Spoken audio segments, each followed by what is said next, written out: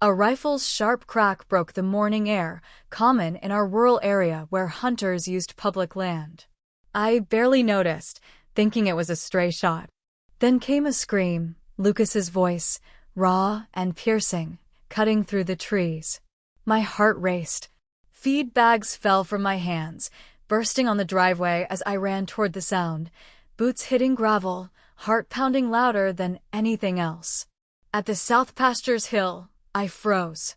Lucas knelt in the dirt, holding Buddy's tiny neck, blood soaking the miniature horse's white coat red. Buddy, the pony Lucas trained for 3 years, who danced and followed him like a friend. A man stood nearby, rifle in hand, looking annoyed, as if he were wronged. And there, arms crossed, smug as a queen, was Margaret Holt, her pearls shining, clipboard held tight. In that moment, I could have buried her in that field without a second thought. They called it an accident, said a miniature horse shouldn't roam free. But when the sheriff checked the permission slip, Margaret's name was everywhere, and it was her last day free. That morning had been perfect, the kind that fools you into thinking the world is good. The sun rose golden, dew sparkling on fences. Lucas was already in the pasture with Buddy, a horse no bigger than a big dog, smart and loyal. Lucas whistled, and Buddy spun, rearing up, then bowing for a carrot and a smile. This was their week, the state youth fair, a chance for prizes, maybe even scholarships. After losing his mom, Lucas had been lost, but Buddy gave him purpose, a light that warmed my heart. I was fixing the trailer when Margaret's voice broke the peace, sharp as a broken glass.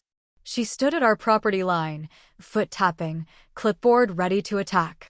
As HOA president of Pine Ridge, she acted like she ruled Willow County, bossing every mailbox and garden. For some reason, she hated our ranch. "Morning," she said, sounding mean. "Morning," I mumbled, not looking up. "Perimeter check," she announced, all business. "Perimeter of what?" I snapped. "You don't own past your street." She huffed, scribbling, probably writing me up for smiling too much. I ignored her talk about community rules and kept working. She drove off in her golf cart, almost hitting a chicken, muttering into her phone. I should have known she was up to something.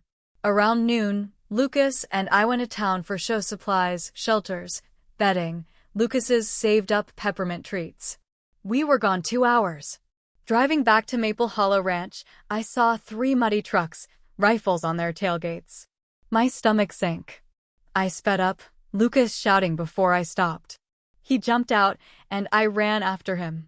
There was Buddy, crumpled like a broken toy, blood pooling, chest barely moving. Lucas wailed, rocking him. Boot prints marked the pasture. Hunters stood around, some laughing, others annoyed. Margaret posed like she was at a party. Sheriff Tom's cruiser was by the gate, his voice angry as he questioned a hunter. I marched to Margaret, who raised a hand like she expected praise. "I approved a controlled hunt," she said brightly. "Wild hogs, for safety." Words failed me. Rage turned cold. "You approved." I growled. "As HOA's safety officer," she bragged. "You should thank me." Sheriff Tom handed her a yellow paper. "Read it," he said. "Investigation notice. Trespassing. Reckless endangerment." Margaret's smile faded. "But I had permission," she stammered. "On land you don't own, past no trespassing signs," Tom snapped. Lucas's sobs echoed, his hands red with Buddy's blood. I knew 2 things. Margaret wouldn't escape, and she'd face the storm she started. Sheriff Tom kept Margaret by his cruiser while deputies questioned the hunters. I knelt by Lucas, useless as he shook, face in Buddy's mane. He hadn't cried like this since his mom's funeral. An hour later, the hunters' trucks were towed for evidence. Margaret, still bold, waved papers, claiming our pasture was unfenced per an HOA survey. It was a lie. Our 6-foot fence, wired with red signs every 20 feet, was clear. She rambled about wildlife dangers, voice high. Tom silenced her and gave me a report. The hunters faced charges for illegal hunting, wrong bullets, and shooting without permission. Margaret, by inviting them, was in deep for trespassing, endangerment, and risking Lucas's life.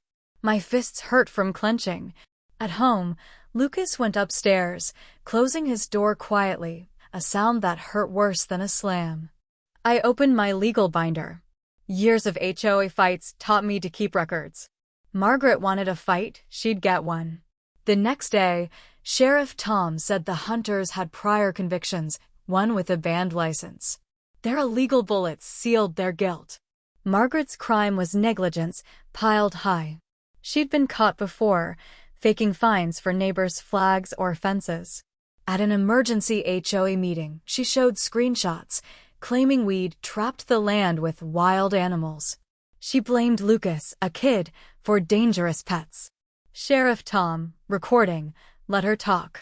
Mrs. Ellen Parker, a retired judge, read the HOA rules. No hunting was allowed on private land. The room went quiet as Margaret's lies fell apart. Mrs. Parker suspended her, and Tom gave her a court summons. That night, Lucas held Buddy's blue ribbon, asking if we could plant a tree where he fell. I nodded, throat tight, knowing this was about fighting bullies who ignored rules. The HOA hearing was tense, the Pine Ridge Community Center packed with trucks, cars, and golf carts. Lucas wanted to come, Buddy's ribbon in his pocket.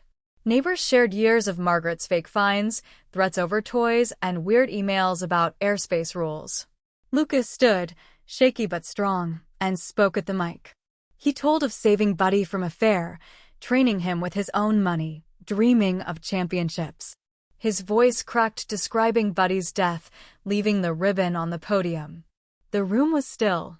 Margaret yelled, accusing us of a setup, saying Buddy was a trap. The board president, Jack, banged his gavel. Mrs. Parker showed maps, emails, Margaret's recorded words, and hunter records. The board voted to remove Margaret. Tom served her another summons. She stormed out, stepping over Buddy's ribbon, showing her true self. The courtroom smelled of polish, cold and stiff. Lucas sat beside me, hands tight. Margaret, across the aisle, looked small but stubborn, her lawyer whispering, concurrent fast.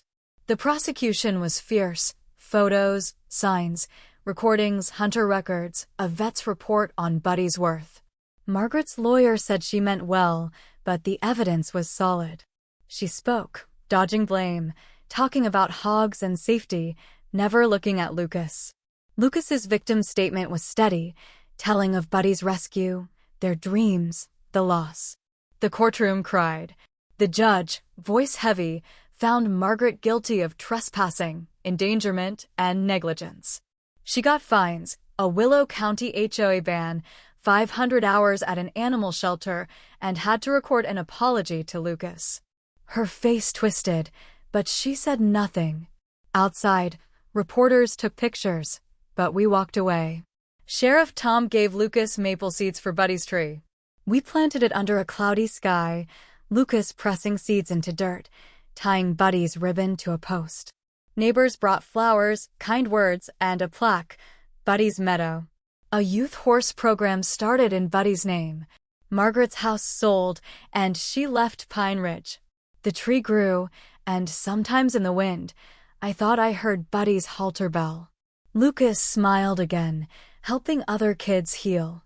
Margaret thought she'd win with lies and her clipboard, but truth and a boy's love for his horse stopped her.